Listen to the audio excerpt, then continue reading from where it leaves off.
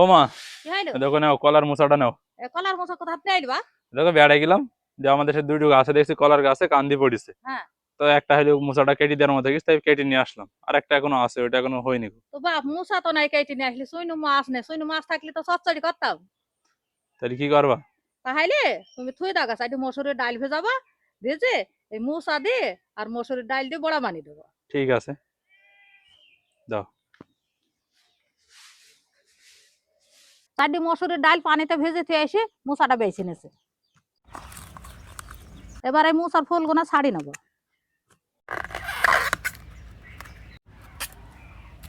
ফুলগুনা ছাড়ি নেওয়া হয়ে গেছে, আবার ভেতরকার কাটিটা বের করে নেবো ফুলের। ফুলের এই পর্দাটা ফেলে দেবো, না হলে কেন তো কইসো নাকে। এভাবে করে সব ফুলগুনাই বেছে নেবো।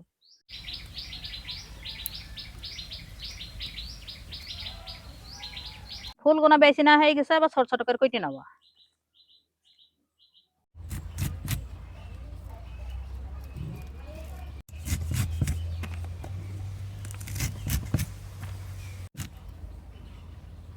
মোচা কুটা হয়ে গেছে, আর মোচা করতে করতে মোচার আটাতে হাতও কালো হয়ে গেছে।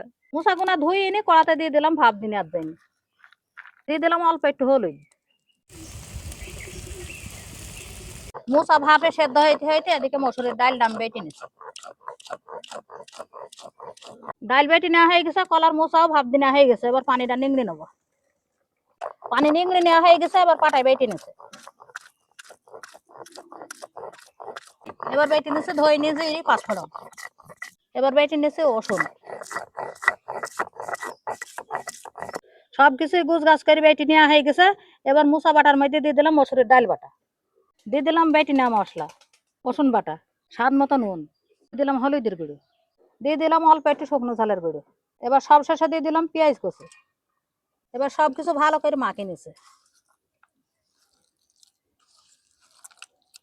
মাখিয়ে নেওয়া হয়ে গেছে, এবার তেলে ভেজে নিলে হয়ে যাবে। তেল গরম হয়ে গেছে, এবার তেলে দিয়ে ভেজে নিচ্ছে।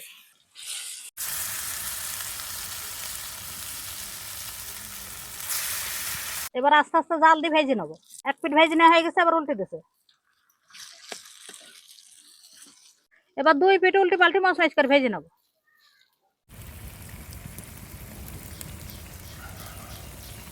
মশলা করে ভেজে নেওয়া হয়ে গেছে, এবার তুলে নিচ্ছে। প্রথম খোলা ভেজে নেওয়া হয়ে গেছে, আবার দ্বিতীয় খোলা দিচ্ছে। এগুলো নাল মশলা করে ভেজে নেবো। দ্বিতীয় খোলাও ভেজে নেওয়া হয়ে গেছে, আবার তুলে দিচ্ছে।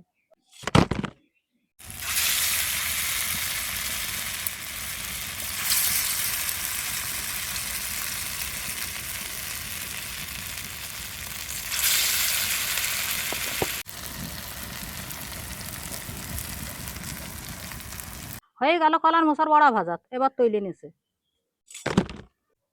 হ্যাঁ বাপ, খেয়ে দেখো তো কেমন হয়েছে। কই মা, দেখি দাও। এতক্ষণ তো আপনারা দেখলেনি মা কিভাবে ভেজে দিল এই কলার মোচার বড়া। এবার খেয়েও দেখা যাক। তো খাওয়ার আগে আপনাদেরকে আমি একটা ভিতরটা ভেঙে দেখাই।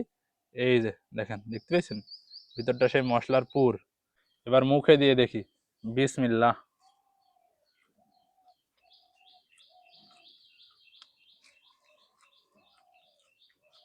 বাহিরটা অল্প একটু মুসমুসে, আর ভিতরটা মশলার একটু পুর।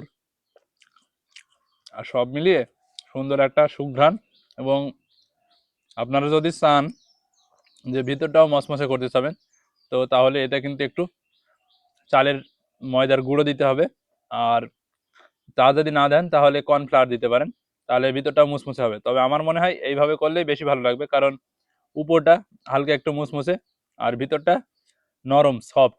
ওই কারণে হয়তো বেশি ভালো লাগছে। মানে প্রত্যেকটা জিনিসেরই একটা নিজস্ব স্বাদ থাকে, যেটা মনে করেন এই ময়দা না দেওয়ার কারণে একটু বেশি ভালো লাগছে। এবং মশলারও একটা সুন্দর সুঘ্রাণ আসছে। তো আপনারা চাইলে অবশ্যই এইভাবে বানিয়ে খেয়ে দেখতে পারেন, আশা করি বেশ ভালোই লাগবে। আর এটা কিন্তু একটু গরম গরম খেতে হবে, তাহলে বাহিরটা মসমসে থাকবে আর ভিতরটা তো বললামই কেমন।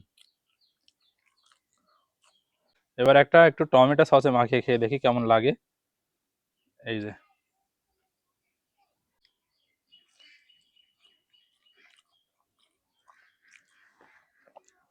সসের সাথে যেন স্বাদটা একটু বেশি হয়ে যাচ্ছে, মানে টক টক আর একটু স্বাদ পাওয়া যাচ্ছে। তো সব মিলে কিন্তু এই রেসিপিটা দারুণ হয়েছে, বলা যায় যে অসাধারণ। তো আপনারা অবশ্যই এরকমভাবে ট্রাই করতে পারেন, আশা করি আপনাদের কাছে বেশ ভালো লাগবে। তো ভিডিওটা যারা এতদূর দেখছেন তাদেরকে জানাচ্ছি অসংখ্য ধন্যবাদ। সবাই সুস্থ থাকবেন, ভালো থাকবেন। দেখা হবে নতুন কোনো ভিডিওতে। সবাইকে জানাই আল্লাহ হাফেজ।